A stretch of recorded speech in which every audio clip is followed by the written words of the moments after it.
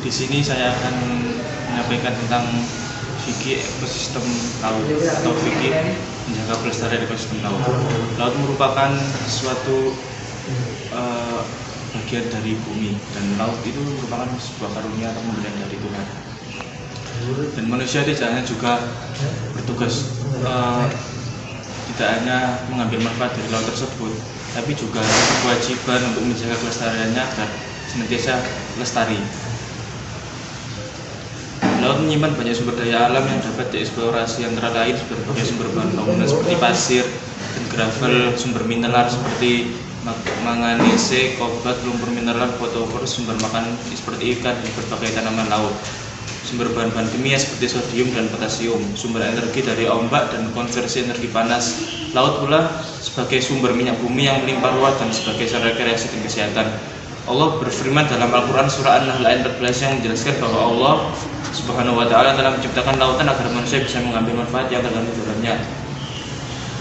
Beberapa faktor utama yang mengancam kelestarian laut dan sumber daya alam di dalamnya sebagaimana dikatakan oleh Profesor Rahim Dahuri, antara lain overexploitation. Ini merupakan faktor-faktor yang mengancam kelestarian laut. Pertama itu overexploiting atau pemanfaatan laut itu secara berlebihan. Jadi sumber daya ketika pemanfaatan sumber daya lebih besar daripada nilai tingkat pemanfaat lestari, akan terjadi tingkat pemanfaatan yang berlebih. Salah satu sumber daya laut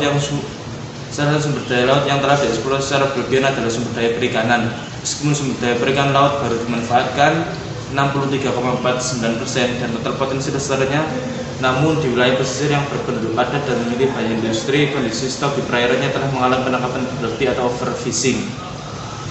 Yang kedua ialah penggunaan teknik dan peralatan penangkap ikan yang merusak lingkungan. Misalnya menggunakan bahan peledak dapat memusnahkan organisme dan merusak lingkungan. Selain terumbu karang yang ada di sekitar lokasi peledakan juga dapat menyebabkan kematian organisme yang bukan merupakan target.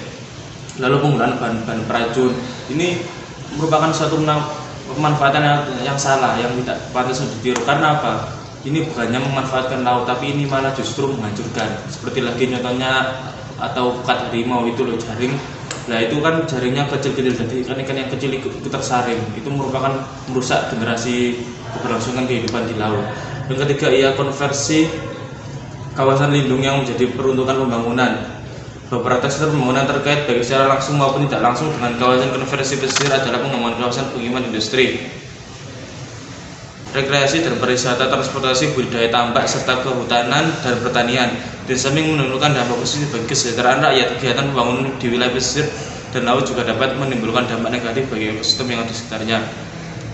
Berkaitan dengan pelestarian lingkungan laut, maka salah satu upaya menyangkut pencegahan terhadap rusaknya air laut adalah dengan mencegah dan menanggulangi pencemaran air sungai. Upaya ini sekaligus berarti mencegah terjadinya pencemaran laut, meskipun pencemaran lingkungan laut juga diakibatkan oleh sumber yang lain, misalnya terkena tumbuhan minyak.